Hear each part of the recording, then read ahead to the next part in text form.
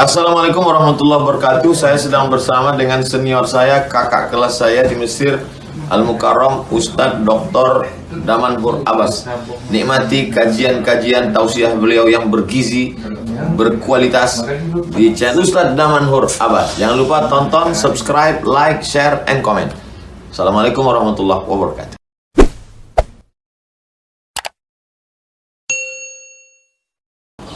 Assalamualaikum warahmatullahi wabarakatuh. Alhamdulillahilladzi ahyana ba'dama amatana wa ilaihi nusyur. Asyhadu an la ilaha illallah lahu da'watul haqq.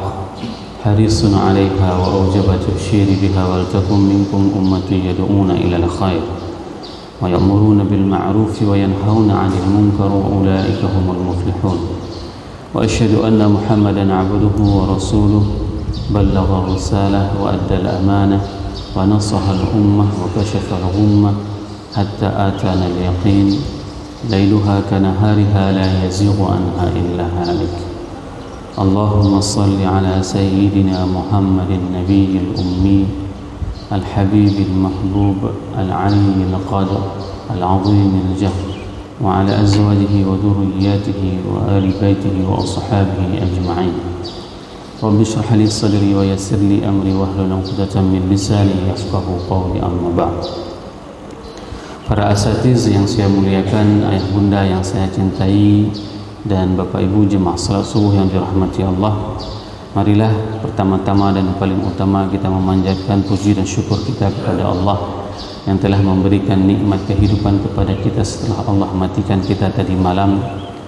Lalu Allah mengembalikan ruh kita ke dalam jasad kita sehingga kita dapat melangkahkan kaki kita untuk melaksanakan salat subuh berjamaah. Sembari kita beriktikaf di tempat yang penuh dengan keberkahan ini, walaupun kita mempunyai kegiatan yang sangat luar biasa terlebih di hari Senin, namun kita masih sempat untuk meluangkan waktu kita berada di dalam majelis ilmu.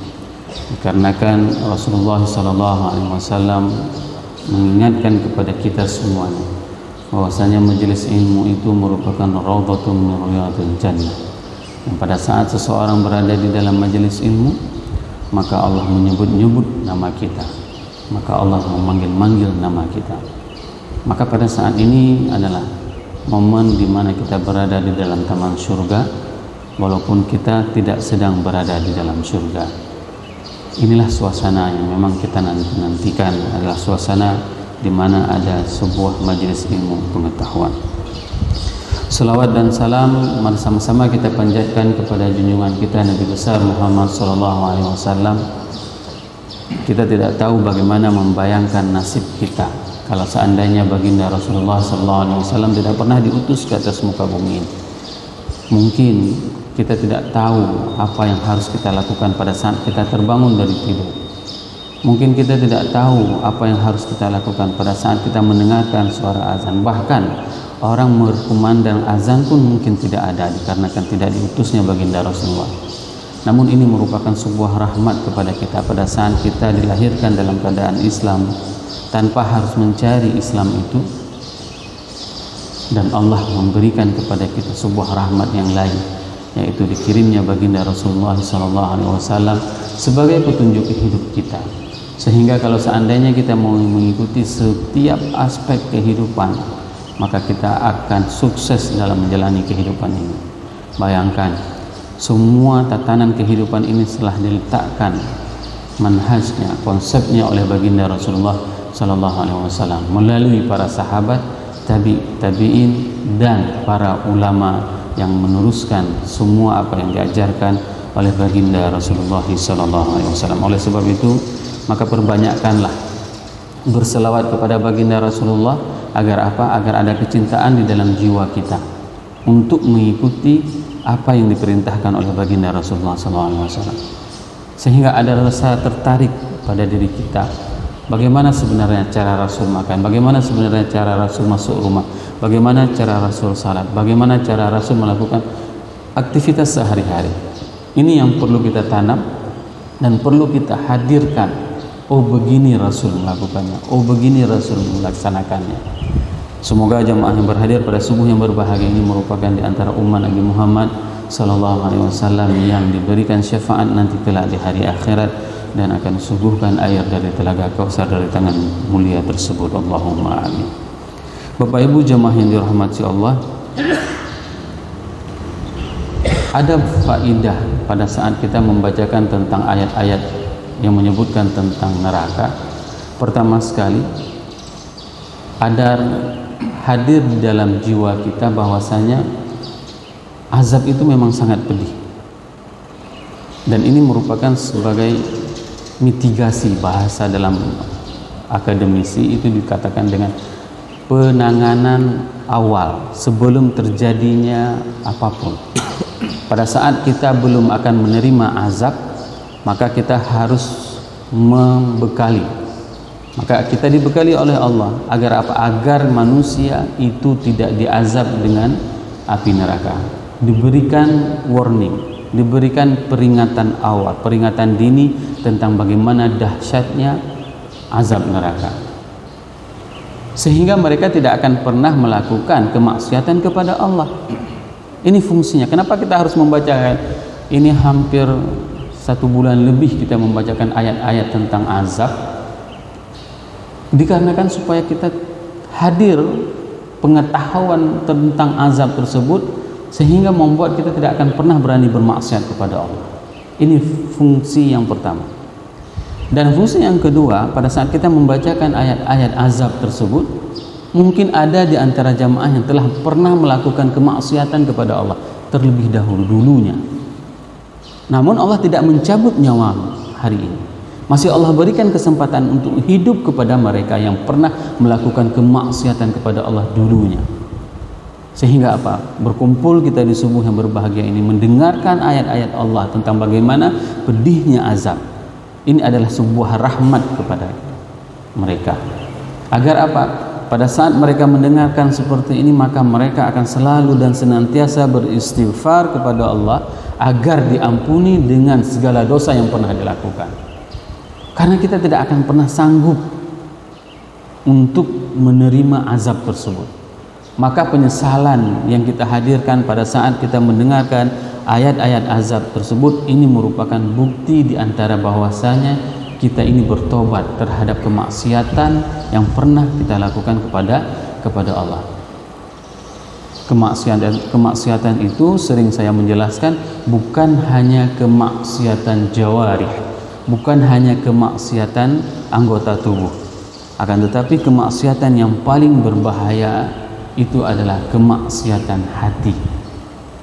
Kemaksiatan hati pada saat katakanlah seorang dai, seorang penceramah, seorang ustaz menjelaskan ayat-ayat Allah, tetapi dia melakukannya bukan untuk bisa meningkatkan keimanan jamaah kepada Allah dan kepada Rasul, akan tetapi mereka menginginkan ada sekeping dunia, ada kerak dunia yang mereka inginkan pada saat mereka menjalankan amanah ini. Maka ini adalah kemaksiatan hati. Begitu juga ada di antara jamaah pada saat mereka melihat ustadz bukan dari manhajnya, maka dia akan keluar dari majelis ilmu tersebut. Ini yang paling bahaya, merasa diri jauh lebih alim dari orang yang di depan. Begitu juga para ustadz merasa diri jauh lebih alim daripada jamaah. Ini adalah kemaksiatan di antara bentuk sekian banyak kemaksiatan hati, dan di mana kemaksiatan hati ini juga harus kita obati. Bapak Ibu jemaah yang dirahmati Allah, pada subuh yang berbahagia ini kita akan membacakan ayat tentang bagaimana kondisi manusia pada saat mereka itu disiksa di dalam api neraka dan mereka minta keluar, ingin keluar kembali dari neraka. Allah berfirman di dalam surat Sajadah, A'udzubillahi minasyaitonirrajim. Bismillahirrahmanirrahim. Wa ammal ladzina fasaqu fama'wahumun nar kullama awadu ay yakhruju minha u'idu fiha wa qila lahum dhuqu 'adzaban nar alladzi kuntum bihi tukadzibun. Shadaqallahul azim. Allah berfirman bahwasanya wa ammal ladzina fasaqu, adapun orang-orang yang fasik, fama'wahumun nar, maka tempat mereka itu adalah api neraka. kullama awadu, dan setiap mereka ingin keluar dari neraka, ya, melarikan diri dari neraka, ayyakhruju minha, ingin keluar darinya, u'idu fiha, maka mereka akan ditarik kembali, akan diseret kembali. Wa qila lahum, dan dikatakan kepada mereka, dzuqu azaban nari alladzi kuntum bihi tukadzibun, nikmatilah. Bayangkan, neraka itu disuruh nikmati, padahal menikmati itu adalah sesuatu yang indah, tapi Allah menggunakan kata-kata dzuqu itu kepada orang-orang yang dimasukkan ke dalam neraka. Dzuqu azaban nari alladzi kuntum bihi tukadzibun, terhadap apa yang telah kalian dustakan pada saat kehidupan di dunia.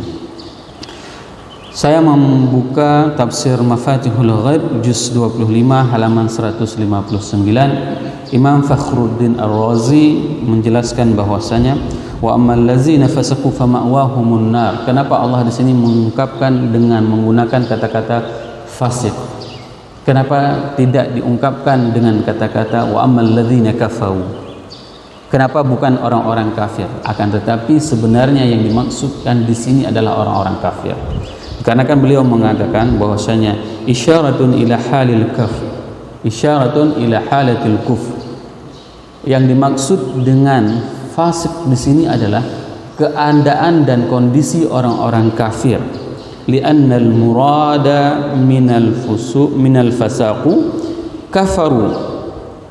Dikarenakan maksud dari fasaqu itu adalah kafaru.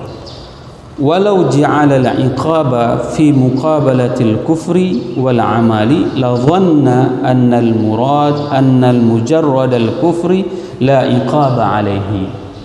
Kalau seandainya digunakan kata-kata kufur, orang itu nanti akan memahami bahwasanya hanya mujarrad, dikarenakan hanya kufur saja, maka tidak ada iqab, tidak ada balasan, tidak ada siksaan.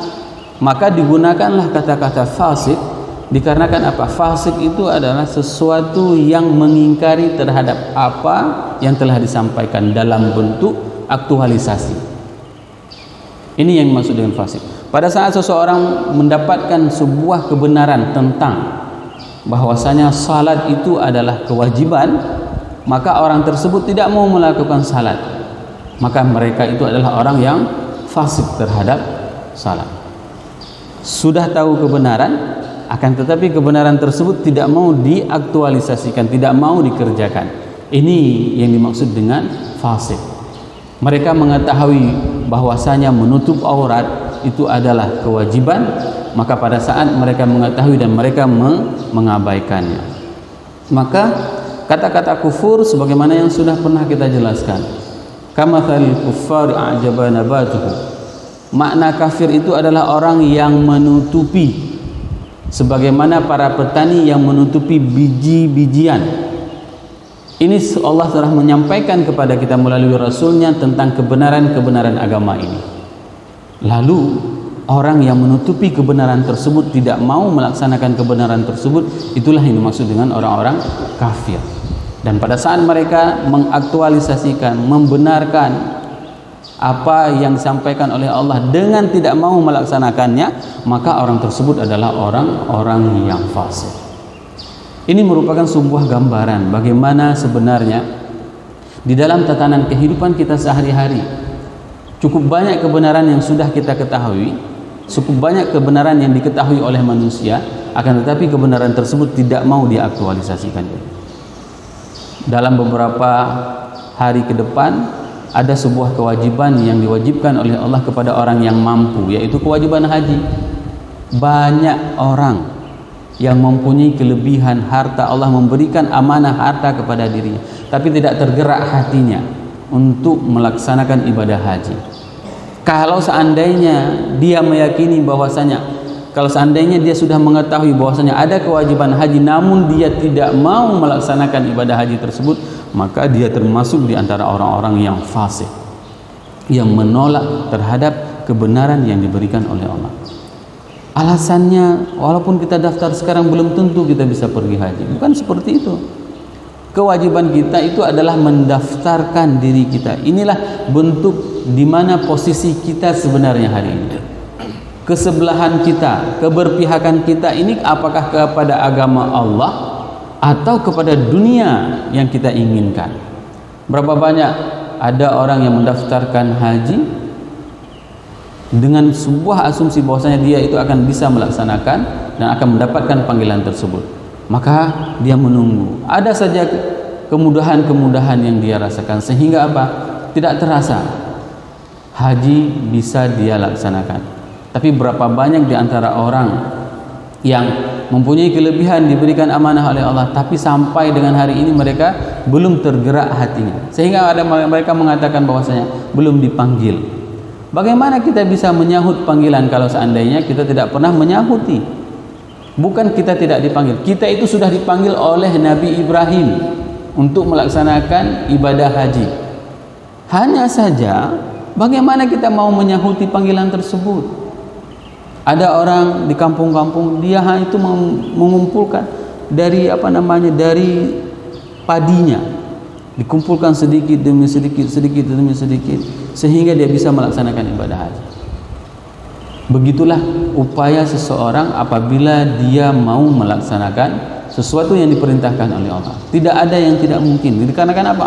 Allah akan memudahkan semua urusan kita apabila kita memperuntukkan ibadah tersebut untuk Allah dan untuk Rasul. Bapak Ibu jemaah yang dirahmati Allah, pada berikutnya dijelaskan kullama aradu ay yakhruju minha u'idu fiha, isyaratun ila ma'na hukmi, bahwasanya ini menunjukkan kepada apa yang dimaksud dengan kalimat tersebut. Wa huwa annal mu'lima idza tamakkana wal alamu idza imtadda lam yabqa bihi syu'urun tamma. Bahwasanya kondisi tubuh manusia apabila dia itu satu bagian itu panas, maka dia itu akan mengalir panasnya itu kepada seluruh tubuh. Ini mungkin bagi Bapak Ibu yang berprofesi dokter itu akan bisa lebih memahami bagaimana kondisi tubuh manusia pada saat mereka itu panas. Sehingga panas itu tidak akan pernah fokus kepada satu bagian saja. Panas itu akan menyebar ke seluruh bagian tubuh. Walihada qala al-atibba, oleh sebab itu para tabib, para dokter itu mengatakan innal hararata hummiya daqqun bin nisbati ila haratil hummiya al-balghamiyah nisbatun nar ila al-ma'il musakhkhan. Thumma innal madquqa la yuhissa min al-hararati bima yuhissu bihi min al-hummi al-balghamiyah litamakkuni ad-daqqi wa qurbil ahdi bidhuhuril hararatil humma al-balghamiyah. Wa kadzalika al-insan idza wada'a yadahu fi ma'in baridin yata'allama min al-bur fa idza sabara zamanan tawilan tathluju yadahu wa yabtulu anhu dhalika al-alamun syadidun ma'a fasadil mizajihi. Diibaratkan dalam ungkapan kedokteran bahwasanya apabila seseorang itu meletakkan tangannya kepada air yang sangat dingin, pada saat pertama dia akan merasakan kedinginan yang sangat, rasa sakit yang sangat luar biasa. Ini yang diungkapkan bagaimana dalam istilah para dokter-dokter pada saat mereka mengatakan bahwa jika seseorang itu meletakkan tangan pada air yang sangat dingin, maka itu akan membuat rasa sakit yang sangat luar biasa. Akan tetapi fa iza sabara zamanan tawilan, apabila dia itu bersabar, apabila dia itu bertahan dirinya untuk waktu yang lama, maka rasa sakit itu akan hilang. Dikarenakan apa? Dikarenakan struktur semua yang ada di dalam tubuhnya itu sudah hancur. Maka apa hikmahnya pada saat Allah mengatakan kullama aradu ay yakhruju minha, pada saat mereka merasa sakit yang sangat luar biasa dan mereka ingin keluar, ini akan berproses kembali bahwasanya sebagaimana yang kita katakan pada ayat sebelumnya, setiap siksaan itu adalah dikuliti. Siksaan itu adalah dikuliti. Dikarenakan apa? Begitu rusak semua struktur tubuhnya dengan bentuk siksaan, itu dibuat kembali menjadi bagus lagi, lalu dikembalikan lagi kepada neraka. Setelah itu dia disiksa lagi. Ini yang dimaksud dengan kullama aradu ayakhruju minha u'idu fiha. U'idu itu dibuat lagi kembali struktur, semua sel-selnya itu dibuat kembali sehingga apa? Sehingga dia bisa merasakan bagaimana pedihnya kembali siksaan api neraka tersebut. Akan diulang-ulang. Setiap orang yang dimasukkan ke dalam neraka itu dikembalikan lagi. Dikembalikan apanya? Dikembalikan semua struktur yang telah rusak tadi sehingga menjadi yang baru lagi. Setelah itu dia disiksa kembali di dalam neraka. Jadi jangan pernah terbayang bahwasanya begitu misalnya ada seseorang yang bisa melarikan diri dari neraka. Tidak akan pernah ada seseorang itu yang bisa melarikan diri dari neraka. Bahkan pada saat secara biologis itu dikatakan bahwasanya pada saat seseorang itu telah disiksa dan dia akan hancur semua struktur tubuhnya, berarti kan tidak terasa sakit lagi. Tidak, akan tetapi Allah membuat kembali semua sel-sel partikel-partikel tubuhnya sehingga apa? Dia bisa merasakan kembali bagaimana pedihnya azab dari Allah Subhanahu wa taala. Maka ini adalah sebuah gambaran kepada kita Bapak Ibu jemaah yang dirahmati Allah. Jangan pernah berani untuk melakukan kemaksiatan kepada Allah. Jangan pernah tega untuk meninggalkan Allah dan Rasul. Ini adalah kesempatan yang paling mahal. Allah masih memberikan kesempatan tersebut kepada kita. Berapa banyak di antara saudara-saudara kita yang tidak sempat mendengarkan ayat ini, Allah telah mencabut nyawanya.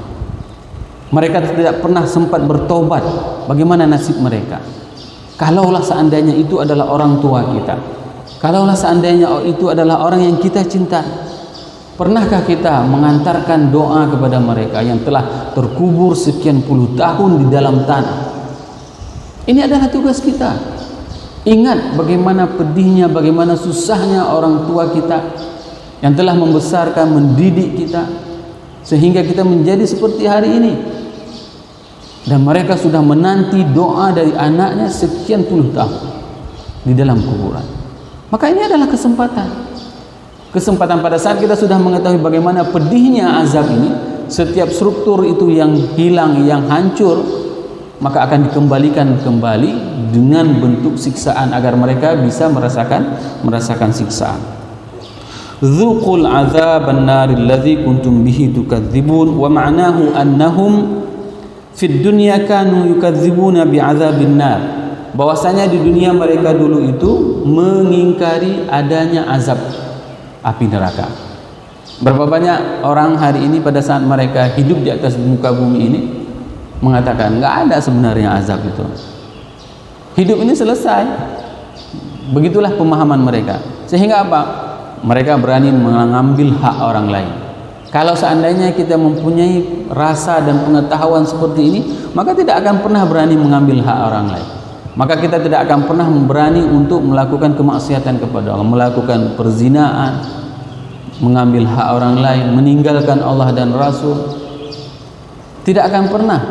Kenapa? Karena kita teringat dengan azab hari akhirat. Kenapa seseorang itu berani melakukan kemaksiatan? Dikarenakan mereka tidak pernah menghadirkan bahwasanya akan ada azab hari akhirat. Maka plong, nggak ada halangan bagi mereka untuk melakukan kemaksiatan. Kenapa hari ini ada orang yang masih berani untuk menghisap ganja, melakukan menghisap sabu-sabu? Dikarenakan bagi mereka itu tidak ada siksaannya. Maka ingat, Allah memesankan kepada kita dengan kata-kata zuqul. Zuq itu adalah rasakan, nikmati. Seharusnya yang dinikmati itu kalau misalnya lagi panas seperti hari-hari ini, itu adalah misalnya sirup, ya, pakai es. Itu yang dinikmati, waktu minum terasa lega, plong sampai ke dada. Tapi Allah mengungkapkan kata-kata zuqul, yaitu Allah menyuruh orang tersebut adalah untuk menikmati api neraka. Zuqul azaban naril ladzi kuntum bihi tukadzibun. Rasakanlah azab api neraka allazi kuntum bihi tukadzibun, di mana kalian telah mendustainya. Lianna man la yatawaqqa'u syai'an fayusibahu yakunu asyaddu ta'thiran. Barang siapa yang meyakini tidak akan adanya azab tersebut, maka mereka akan merasakan azab yang sangat luar biasa. Thumma innahum fil akhirati kama fid dunya yajrimuna anna la azaba illa waqad wasala ilaihim wa la yatawaqqa'una syai'an akhara minal azab. Bahwasanya mereka juga sebenarnya akan mendapatkan azab di dunia dengan azab ditambah dengan azab di akhirat. Azab di dunia itu dijelaskan pada ayat 21. Allah berfirman, "Walunudhiqannahum minal 'adzabil adna dunal 'adzabil akbari la'allahum yarji'un." Ini yang Allah jelaskan bahwasanya orang-orang yang meninggalkan Allah dan Rasul itu sebenarnya diazab di dunia kan. Mulai dunia mereka sudah diazab. Lihatlah kehidupan mereka. Orang yang meninggalkan Allah dan Rasul, walaupun kelihatannya mempunyai harta yang banyak, finansial yang mapan, kebahagiaan hidupnya tidak ada. Orang kaya ditinggalin sama istri, orang kaya istrinya selingkuh, misalnya seperti itu. Ya. Istrinya cantik tapi suaminya selingkuh. Hal-hal seperti ini yang dalam bentuk azab dunia, yang menurut Al-Quran itu dikatakan mereka sudah diberikan azab mulai dunia sampai dengan akhirat. Dan azab di dunia yang paling pedih itu adalah sebagaimana yang dirasakan oleh orang-orang kafir. Orang-orang kafir Makkah, orang-orang kafir itu, mereka itu dikatakan dengan azab dunia pada saat mereka terbunuh, pada saat mereka dibunuh di dalam peperangan, pada saat mereka itu dibakar rumah-rumah mereka. Ini adalah salah satu bentuk bagaimana mereka juga sudah mendapatkan azab di dunia, apalagi nanti azab di akhirat. Semoga apa yang saya sampaikan ini bermanfaat kepada diri saya dan kepada jemaah semuanya, sehingga kita bisa meningkatkan keimanan kita kepada Allah dan kepada Rasul, sehingga bisa meningkatkan kecintaan kita kepada Allah dan kepada Rasul, sehingga kita menjadi hamba yang senantiasa istiqamah melaksanakan apa yang diperintahkan oleh Allah dan Rasul. Subhanakallahumma wa bihamdika asyhadu an la ilaha illa anta astaghfiruka wa atubu ilaik. Wassalamualaikum warahmatullahi wabarakatuh.